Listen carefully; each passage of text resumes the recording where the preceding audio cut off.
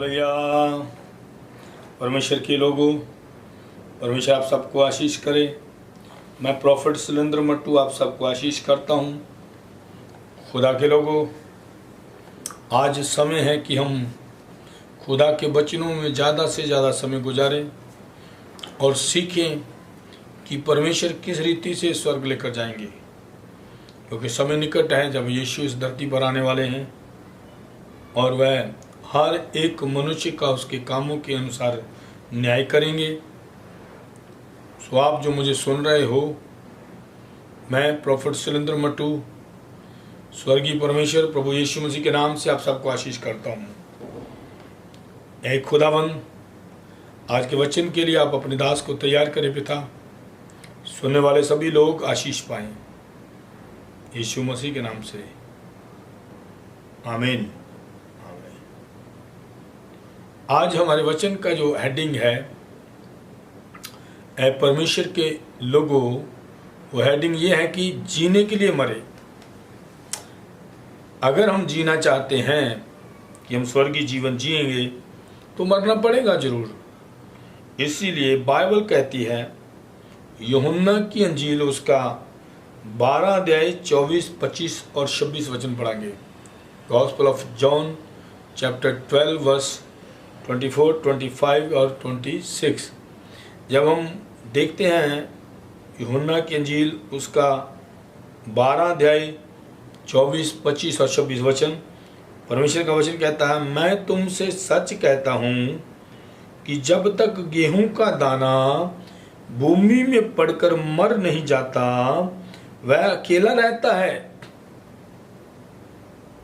परंतु जब मर जाता है तो वह बहुत फल लाता है। जीने के लिए मरे।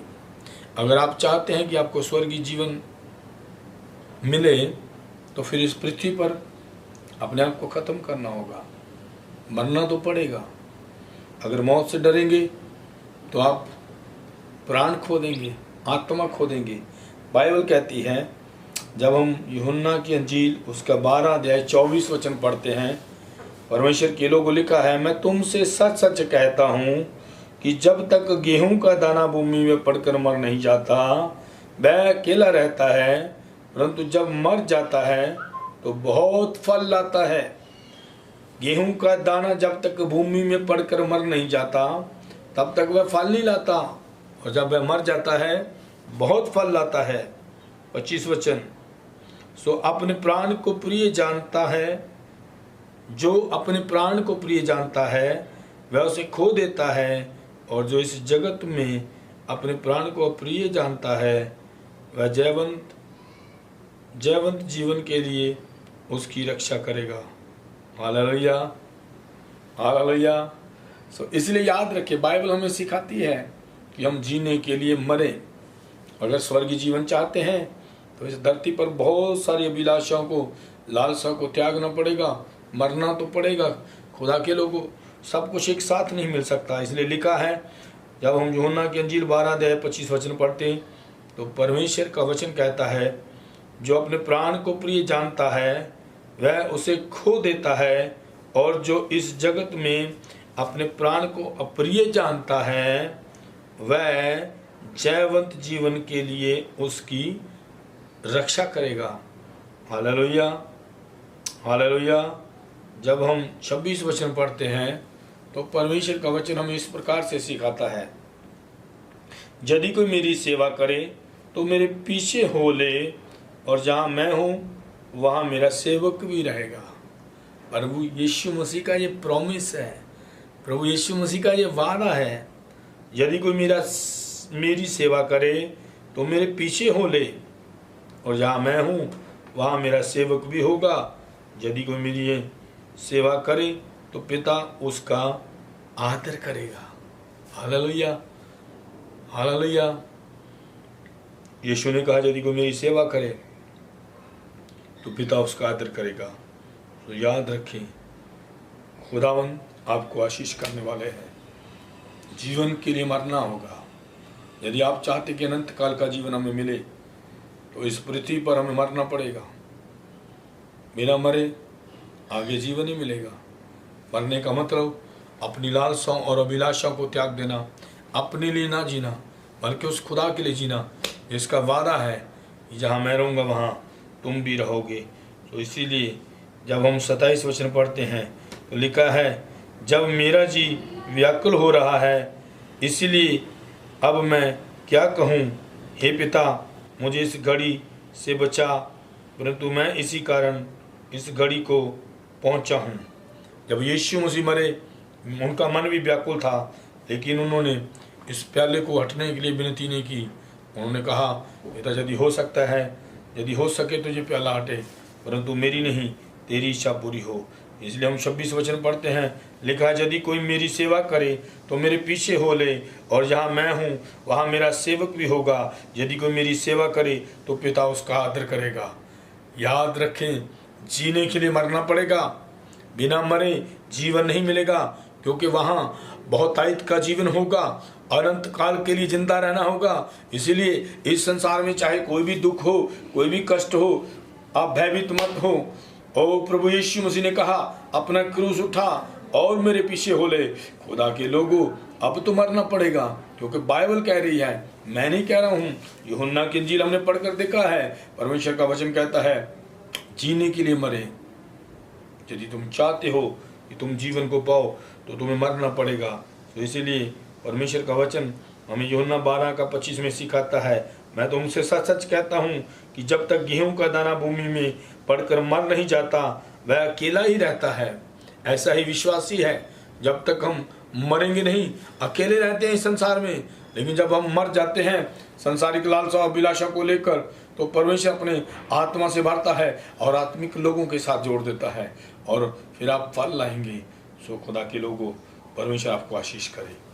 आप सेम नहीं रहेंगे, आप बदल जाएंगे यीशु के सामर्थी नाम से। इसलिए बाइबल कहती है, जीने के लिए मरे, मरना तो पड़ेगा।